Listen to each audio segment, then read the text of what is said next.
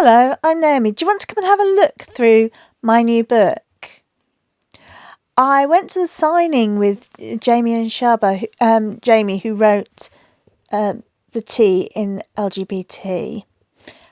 And I must say they're the loveliest people. It was such a pleasure to hear both of them speaking. So I wanted to share the book with you and let you have a look through it. So here's the book. Jamie Rowan's The T in LGBT+. Everything you need to know about being trans. And if you've ever watched Jamie Dodger, Jamie's YouTube channel, you'll know that he is such a down-to-earth guy. So the contents, we've got an introduction, how to use this book, the glossary, always useful. The main chapters we've got, so you think you might be trans, building the real you, the who, how, where and when of coming out, what about acceptance, the beast that is dysphoria, what is socially transitioning, hormones, the good, the bad and the surprising, what about the surgery, dating and relationships, navigating a binary world when you're not, and who you're going to call, Mythbusters, and the never-ending transition. I think just those chapter titles give you a kind of a feel for the sense of humour within here.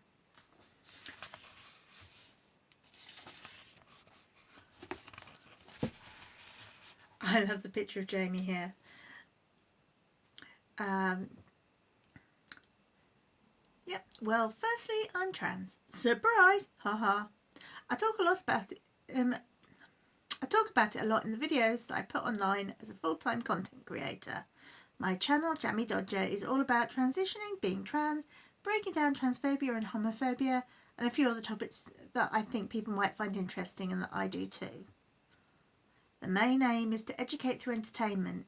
You're learning, B, you don't know it, but also to give people a safe space, provide helpful info about being trans, and hopefully to help other people feel a little less alone.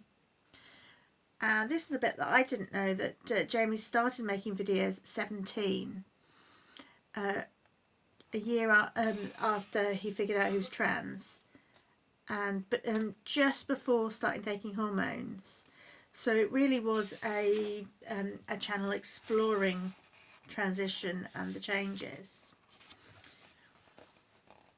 We've got a nice little infographic about Jamie's journey from 2011 becoming aware through to 2019 getting gender recognition certificate. And the obvious caring love for Shaba that comes through in this book is absolutely lovely.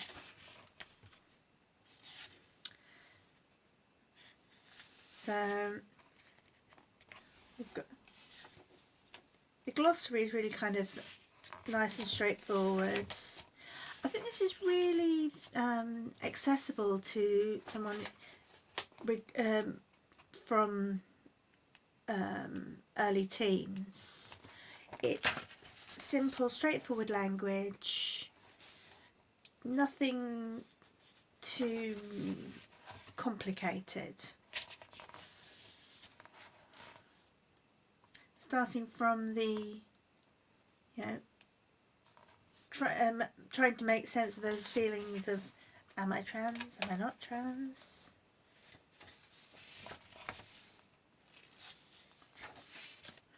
And it's all just so straightforward, and it's got lots of comments from other trans people as well, from all parts of the spectrum.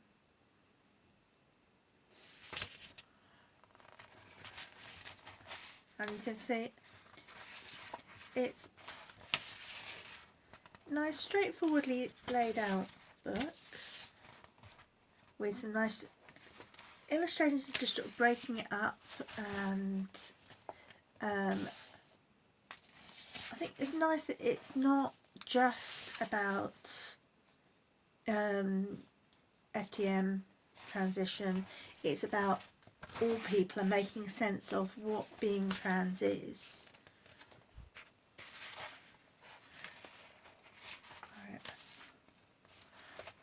Oh, this is a really interesting, I suppose, metaphor. Looking at non-acceptance and comparing different responses to zombies. So you've got the two-faced lurker, and that's when someone seems to be perfectly chill and supportive to your face, but then they're, you know, negative behind your back or about you specifically, or talking crap behind your back. Line dancing zombies, one step forward, two steps back, and it really sort of it's that, you think you're getting there and then you get kind of slapped back, and sometimes just going back to attitudes that you thought they were past. And then the werewolf zombies, they supportive all the way until suddenly they're not. Giving and taking away acceptance. I like that. Acceptance should always be unconditional.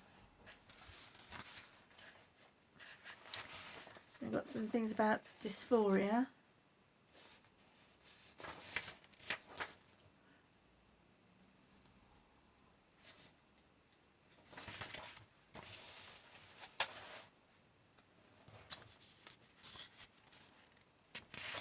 Information about those things people do to relieve dysphoria. So binding, padding, clothes, hair, exercise and people, which is about getting really supportive people in your life.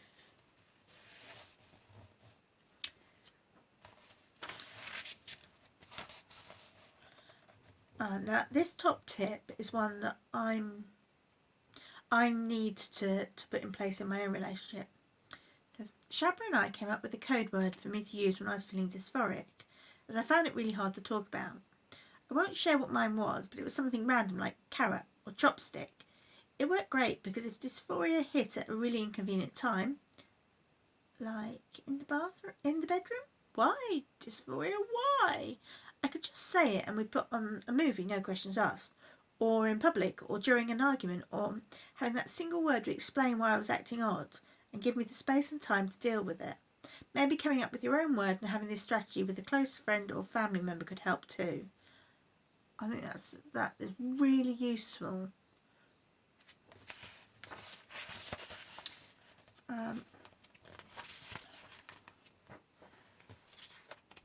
Yeah, it's I think this is really quite comprehensive. You've got a list of places that you need to change your name and gender, markers,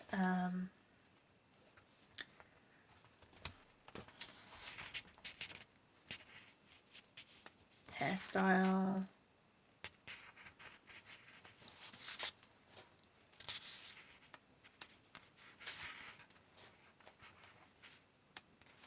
padding and tucking, hormones. I think this is really useful to actually look at the hormones from the experience of someone who used hormones, and to acknowledge that, it sounds like a really sort of big scary thing, but actually if closely monitored and it is about balancing the hormones to get things feeling right.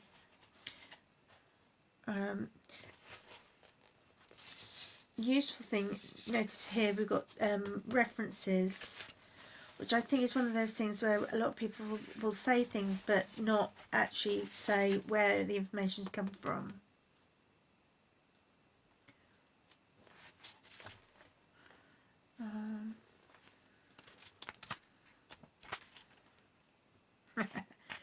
Oh, the first chest hair. I can imagine that. Almost, and I think that kind almost defines how I know that would not be, that actually that isn't something I would ever want. I guess that's my own gender affirming thought. Looking at surgery and what kinds of surgery are available, and the differences in those surgeries, the good and the bad. I think that's the thing. It's really important to have a balanced approach. Then dating relationships. Being trans doesn't exclude you from finding love in all its forms. Most definitely. But entering the world of dating.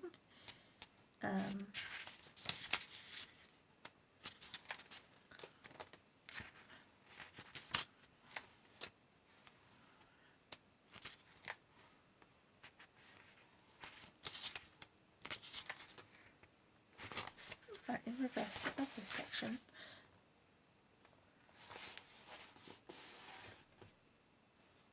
Oh, so we're coming out as trans within a relationship.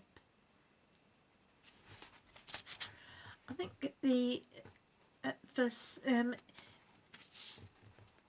so often the bigger issue for trans people coming out to their partners is that sense of having been hiding something. And I think as a partner, that anything that's hidden feels like it's about you, where I think this is most so often it's about the person themselves making sense of it.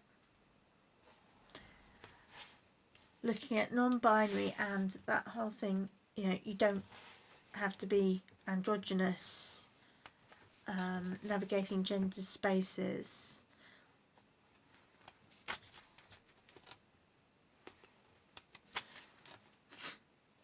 The Mythbusters.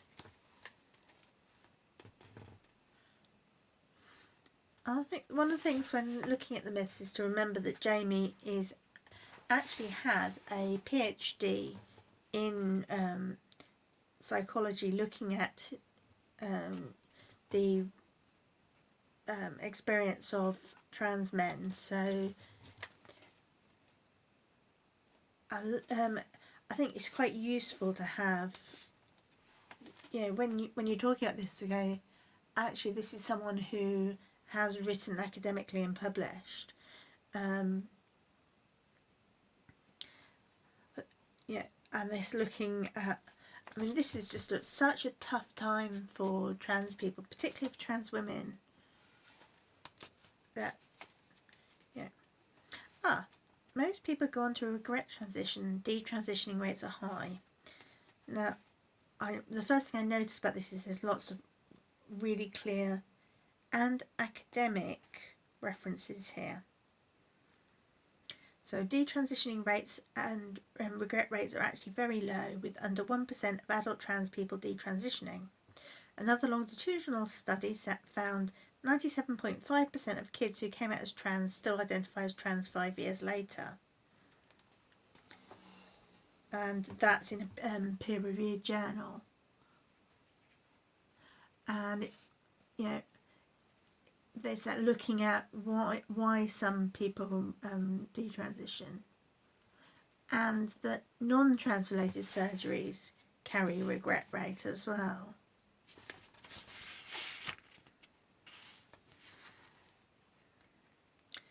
And that's an interesting one, that whole transgender is a gender. No, transgender is an adjective, not a gender.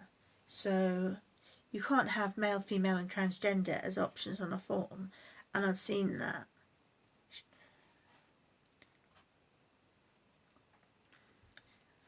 I do like the fact they've got plenty here for allies as well.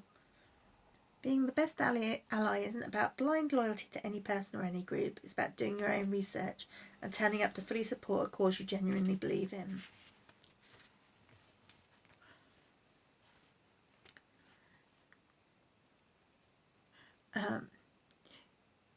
The term, the never-ending transition, immediately got that song in my head. But yeah, the idea that transition is always a journey. And I think that's because life is a journey. And,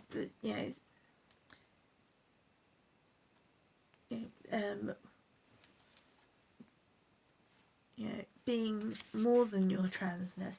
I think a lot of people say, okay, oh, why do you make it such a big part of your identity? It's like, because it is. And actually to have any minority identity means having to fight for recognition of who you are constantly.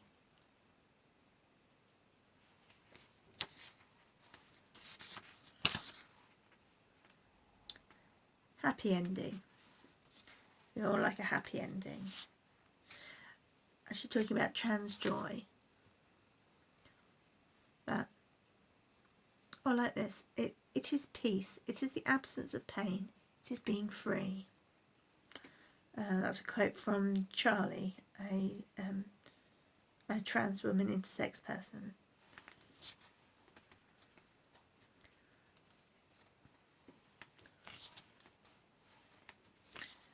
And it's always useful when you get further reading.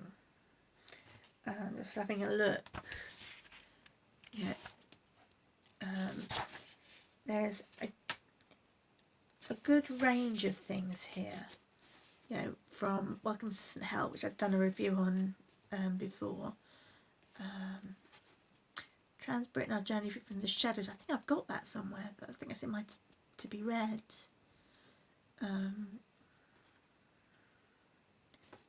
I haven't got the one I'm reading at the moment, which is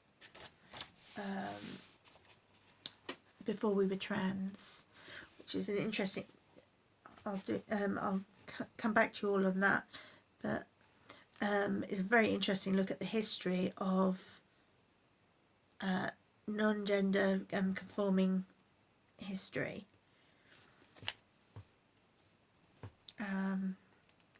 So some cool trans people who to follow as well.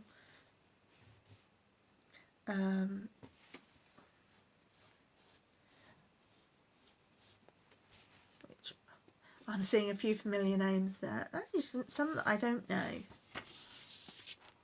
Then you've got the charities and the non-trans, but the non-trans specific websites. So more medical ones that are, because if your main reference is a charity that is focused on supporting trans people, it's immediately seen as having a bias. And then we've got research papers. So that's, like I said, there's a real sense of this book is a very readable book for young people, but it's sitting on this strong academic understanding and some places to find help. And obviously an index. But yeah, it's I was really excited waiting for this book to come out. It is every bit as good as I thought it would be. So that was a rather longer flick through of a book than I've done previously. So I hope you've enjoyed it. Please do comment down below to let me know what you think. Thanks for listening. Bye.